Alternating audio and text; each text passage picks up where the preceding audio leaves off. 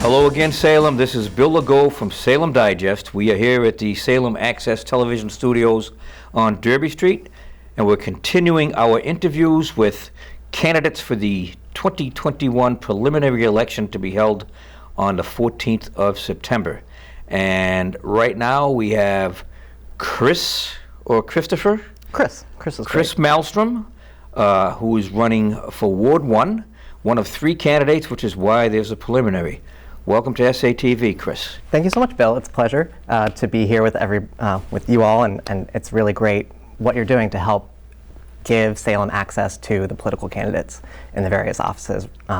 Because, I mean, how are people supposed to know? We all need that opportunity, not just as candidates to put ourselves out there, but the residents and citizens need that opportunity to see them, particularly as they're going into a September preliminary election. So thank you so much for doing this. Alrighty, let's jump right in. You think you're ready? I think so, yeah. This is your first run for elective office other than the Democratic Committee. You're the head of the Salem Democratic Committee. Is that the proper title for that?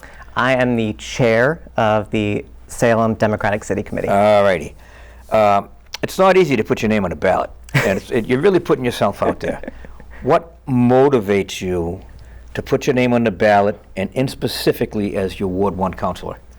So, for me, that question has a lot of different levels to it. I mean, the broader things that motivate me to run for office, I mean, as a young person who has been getting more involved in politics and activism over the past few years, and kind of using what leadership roles I've gained within the Democratic Party to try and convince my friends, family members, other young people to run for office, there's a part of me that realized I need to put my money where my mouth is. And if I'm telling other people that they should get involved, they should use their voice to run a campaign, to put their ideas out in their communities, I should be willing to do the same thing myself.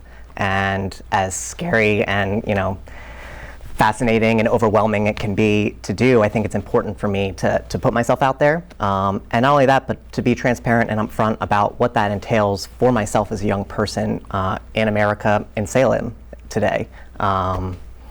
Going beyond that, as a member of the LGBTQ plus community, I know that my own experience to self-acceptance, to really gaining appreciation for who I am as a member of that community and kind of really getting self-love would have been so much easier if when I was a kid there were more people who were out and proud and vocal about it like I am today. And I think that being that person trying to contribute, particularly when Salem has a significant amount of members of the LGBTQ plus population within its borders, and that isn't necessarily reflective in our leadership roles today. And I think it's important for Salem youth, for Salem adults even, who are members of this community, to see people who aren't afraid to be themselves on the public sphere. For our community specifically, I mean, I've lived in Salem, I've lived in Ward 1 in Salem for the past 8 years. My partner and I moved up here because we were entranced by it. I mean, we loved it. We were looking for a place to build a life together. And when we realized that we were priced out of Salem and the Salem area, there was kind of a broad search that we enacted. We went down to the South Shore, looked at some stuff down there, we checked out Winthrop, and then by some miracle of circumstances, we happened to come upon Salem, and we fell in love. I mean, it has an old historical seaside town charm that reminds my partner of his hometown in Connecticut, where he grew up in coastal Connecticut. And then it has kind of that fun, weird element that almost reminds me of where I grew up outside of Baltimore. It was something that really made us want to come here and build our home here. And over the past 8 years, we've really loved doing that, and we've loved Salem as a city. I feel like Salem has given me so much opportunity to build that family, and I want to continue to see Salem going in that direction to give that same opportunity to other people such as myself. At the same time, I'm not unaware of the fact that there are still issues that people in the city of Salem have. There's still frustrations that they have with the administration. I feel like within my ward, there is a concern about transparency. There's a concern about how things are communicated. And those are things that are kind of have been forefront on my mind for years now. When I became elected to be chair of the Salem Democrats, I ran on a platform of transparency, of not just transparency from my organization, but transparency from the leaders that we put forth and try and promote to be elected into office as well, and accountability for those people, and saying, hey, if you aren't doing what we as constituents feel like you're doing, then you should be held accountable for that, and you shouldn't hide behind a wall of, feeling like you don't need to give us the full information, the full scale of what's going on. So yeah, I've really grown to love, particularly the Derby Street neighborhood where I have been living for the past 8 years, but the ward in general. I mean, it's beautiful, it's diverse, and it's actively threatened by climate change. I mean, we are the most coastal community in Salem. Our ward, half of our ward is surrounded on 3 sides by water. And with current projections for ocean rise and coastal flooding and how severe storm surges can affect our neighborhood, have already affected our neighborhood. There's definitely a concern, and there's a feeling from me, and I feel like from other people within the ward, that we need people who are going to be more vocal, who are going to be more pronounced in how they advocate for these things and how they advocate for measures that will protect people who live within the ward, measures that will not only try and push Salem in the direction of engaging with climate change solutions, trying to stymie the worst effects of climate change, but also being willing to admit that honestly right now we're no longer approaching a climate crisis. We're within a climate crisis. This past summer, if anything, has been evidence to that, not just from the 90 to 100 plus degree days that we have had here in Salem, but across the country and across the globe as entire communities just burst into flames, frankly, from dry conditions, excessive heat. It's problematic, and it's of concern to a lot of people, and it's a growing concern. And I feel like Salem is at this poised opportunity to take a leadership role in terms of how we address climate change, what we do to think about it, and also how we plan for the future in terms of what we can't prevent and how we're protecting our citizens from those things that we can't prevent. Because if we don't, then we're going to just wind up with a situation in the next 10 to 15 years where people are out of luck, and Salem itself hasn't planned for how we're going to help them. If sea level rises or we have a severe storm surge that wipes off people's homes, what is Salem going to do to protect them? And that's where I think that Salem needs to be thinking long-term in terms of how to protect its citizens. And that's kind of one of the biggest drivers that I have is I can look at, Salem Sound Coast Watch projections for what coastal flooding is going to be over the next 10, 20, 30 years. And, take some solace in the fact that I look at, my specific property line in that map and go, oh, look, I'm going to have oceanfront property. I'm not going to be affected. My house shouldn't be flooding. I don't need to worry about that. But it means that all of my neighbors lose their homes.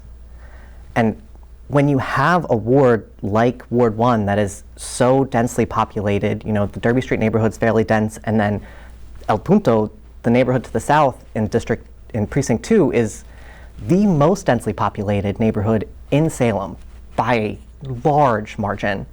And we need to think about how these communities living right up on the coastline are going to be protected. So yeah. Do you feel that Salem has taken enough or taken the proper steps to address this issue at this point, or is there more that we should be doing? I think that Salem has started in the process of taking good steps, and I personally, I've applauded some of the initiatives that have been made. I mean, I recognize, for footprint power, there's now a renewed effort and kind of a more invigorated effort to pursue offshore wind development and kind of taking on that role of Salem as an energy leader for renewable energies. But we really can be and should be doing more when we think about how development is going in the city and what it really does mean for our climate goals. How can we better support green development that's encouraging, not just accounting for how things are going to flood, but also how we can utilize, solar energy, having green roofs that help to reduce the amount of heat that's captured within our cities. I mean, when I look at vacant parking lots throughout the city, I think, well, why can't we as a city kind of invest in trying to create some kind of overhead canopy of solar panels, of even just green space that can help, because vacant parking lots of black asphalt help to just suck more heat into our city. And particularly in densely populated areas like El Punto, we have to then deal with kind of the societal injustice that comes from greenhouse emissions, from how our city is heating. So yeah, I think we're on a good direction, but we can push harder and we can do more. All right, well, let's kind of move on.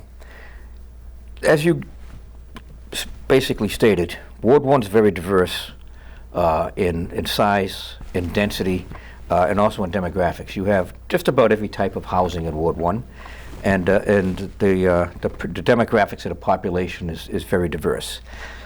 It's also basically broken down into 3 distinct neighborhoods. You've got the Point, El Punto, as you say, you've got the Derby Street neighborhood, and part of the Essex Street neighborhood, and you've got the Willows. Really 3 very distinct neighborhoods. Do you have 3 separate issues that you think need to be addressed within each of those neighborhoods, or are you just going to look at this as just one big area and address the issue that way? I think one of the biggest traps that we can fall into when talking about politics, both locally, statewide, federally, is thinking about things in a vacuum.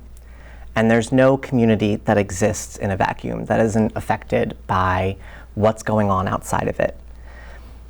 There are specific issues to each of the 3 neighborhoods, I would say, that I run on. I have on my website kind of how I feel about various things that I've heard from citizens in terms of that, and you can find that on voteforchris.org. You know, of the broad overreaching things that I've heard, you know, traffic and parking being one of the main ones, I think is something that concerns everybody across the city, not just people within my ward, and worried about how we're dealing with that, how we're going to continue to deal with that. How can we make our infrastructure better?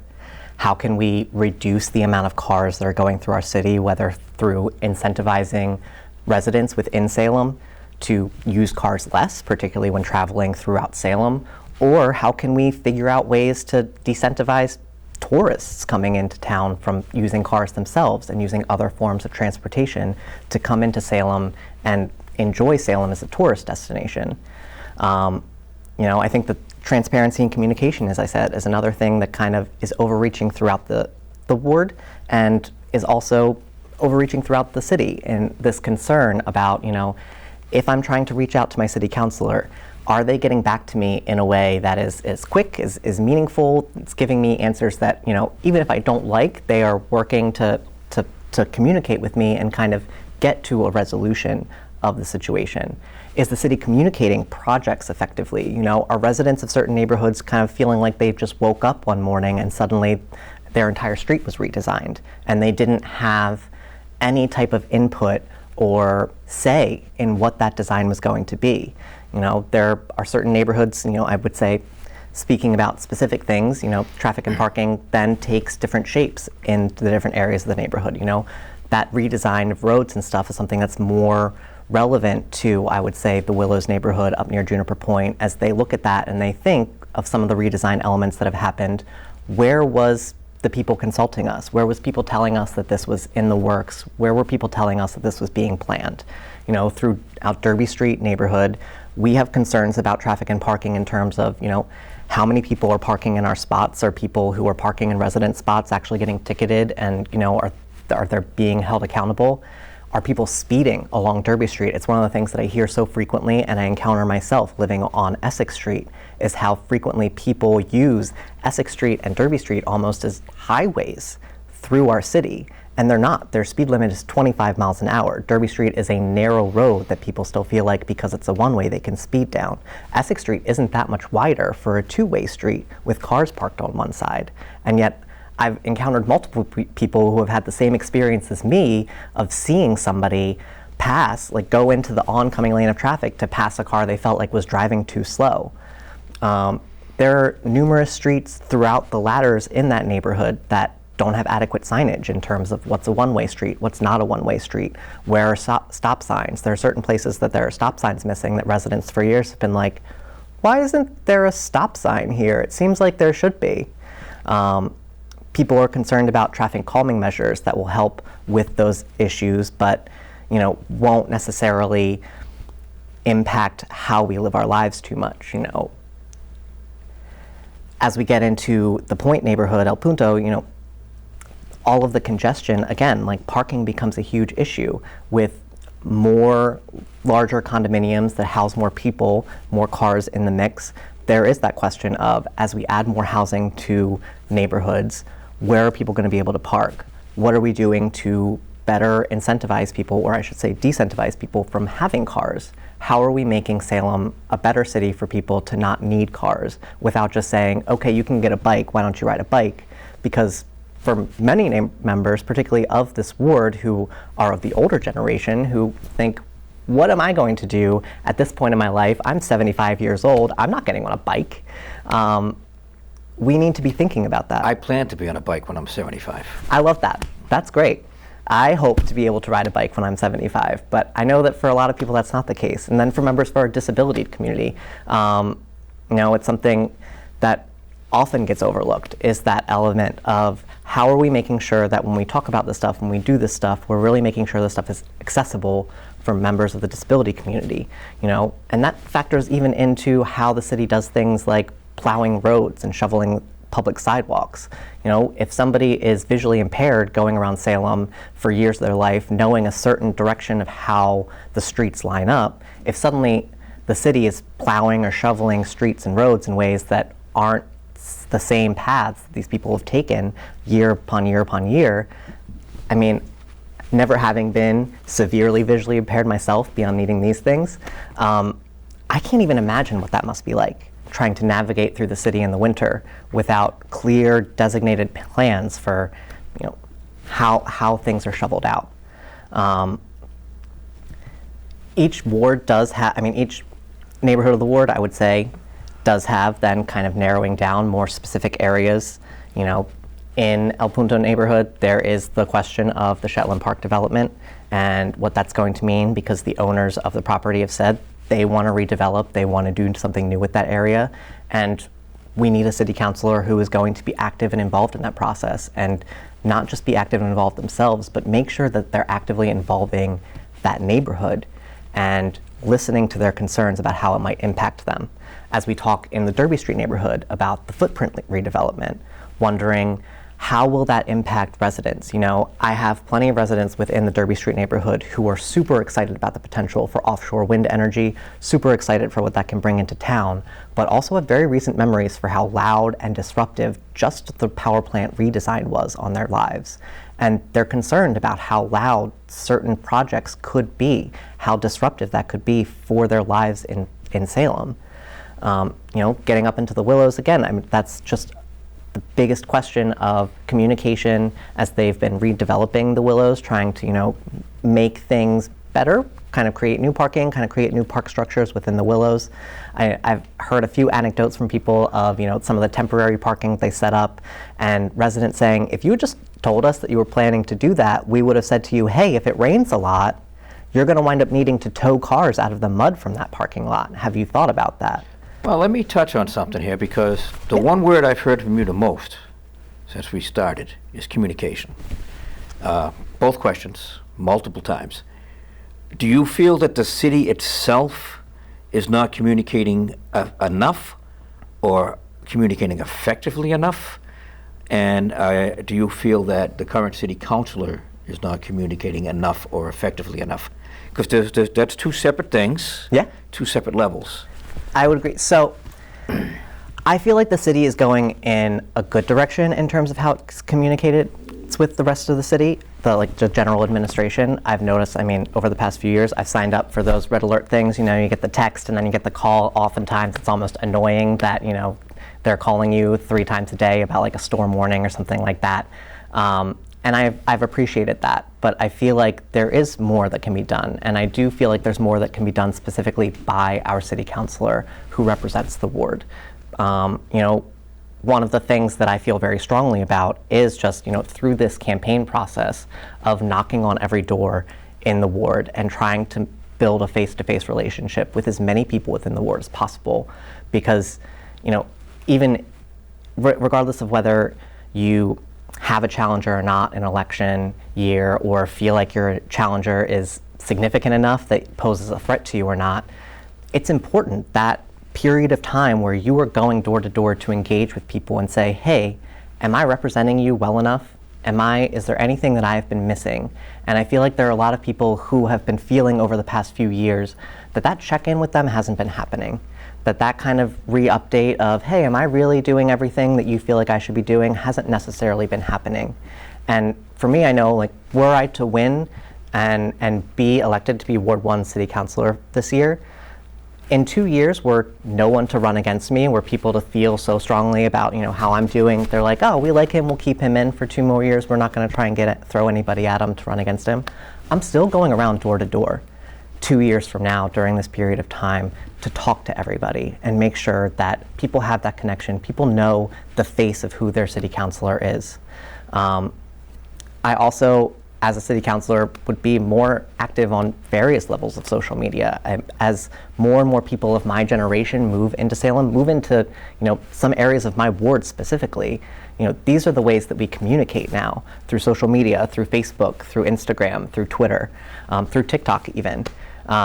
These are ways that people of my generation feel like they can have most access to their politicians, and I think that we need a representative who is willing to meet them where they are. So yeah. All right, well, we're going to move on. I'm going to change up question 3 just slightly, not to trip you up. All right. Well, because,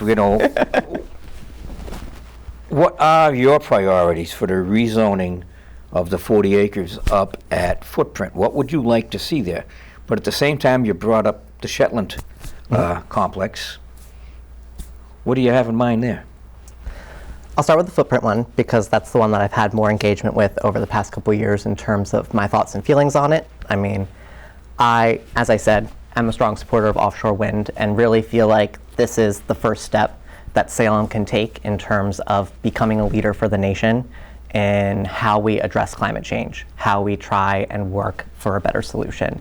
By putting this investment in the offshore wind industry, I think that Salem can really take leadership role in that industry and hopefully build on that to take a leadership role in other areas of green infrastructure, other areas of green energy development as well. So that's kind of one of my big priorities. And I've been heartened by hearing from the harbor plan, seeing how the harbor plan has been developing over the past few months, seeing that we seem to be pushing in that direction, particularly with the change in federal government. We're seeing more of a push for offshore wind projects in general, which is very helpful for the city and for that project in general. However, that's not something that's planned to essentially take the entire 40 acres. So there's a question. I know that recently Footprint has tried to propose, why don't we split the difference? We'll do half of it to be offshore wind, half of it can be residential unit development, some kind of mix of condos and businesses and stuff. And from what I hear from residents in the neighborhood is that's not what they want. If anything, what they've been asking for and what they were really hoping to get through a lot of that excess land that was coming out from the Footprint redesign was renewed and new green space for the community, a new park for people to really enjoy and appreciate, something that's beautiful and along the coastline. I would be very interested in working closely with Salem Sound Coast Watch, who's been doing a lot of work themselves in terms of restoring natural coastal habitats, because what we've seen in scientific research and a lot of natural studies, and was seen a lot in my experience growing up near the Chesapeake Bay, and kind of that being the entirety of my science education, was learning about the Chesapeake Bay and how we almost brought the Chesapeake Bay to collapse, but managed to build it back up and restore the Chesapeake Bay. There is a lot of work that we can and should do to really help make sure that we're restoring the natural habitats of Salem Sound and the Salem Harbor, because that stuff will help us in terms of climate change in the future. Restoring natural barriers, replanting seagrass, all of those instances are ways in which we can kind of try and prevent tidal surge, coastal flooding, and the like. Going into Shetland, that one is something I'm interested to see kind of where the talks go. And for me, that's more of I'm in a listening process right now in terms of connecting with people who live in that neighborhood and live throughout the ward and seeing how they feel about it. I know that there was an initial proposal that called for a large amount of residential developments in addition to some commercial interests, and I feel like there was a big visceral reaction from people in the neighborhood saying, we don't have room for that many more condos here so I don't see where that would come in. I'm still open to seeing what is best for the community. I am not one to prioritize for any of these coastal areas that are low-lying, that, that Shetland Park is already on filled land, which, is the same type of land that we're talking about when we think about Boston and the Back Bay, and how the Back Bay is now specifically threatened by sea level rise and climate change. Just because it's filled land doesn't mean that it's land that's necessarily protected. We're sitting on filled land right here. Exactly. So I'm listening and working and trying to make sure that whatever we do is what people in the community want. I would like for us to prioritize, again, stuff that kind of helps to re-fortify our coastline as naturally as possible.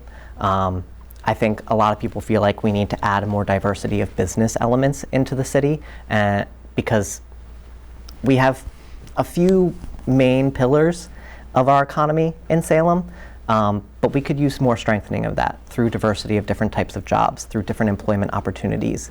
It's one of my feelings too, is that any employers that we try and attract into Salem, we should be giving them conditions for, trying to hire within Salem, if there's anything that could also help us with the traffic problem and overutilization of cars, is having businesses come into Salem that are prioritizing hiring Salem residents as their workforce. So yeah, I feel like Shetland Park is still in the very, very, very beginning stages.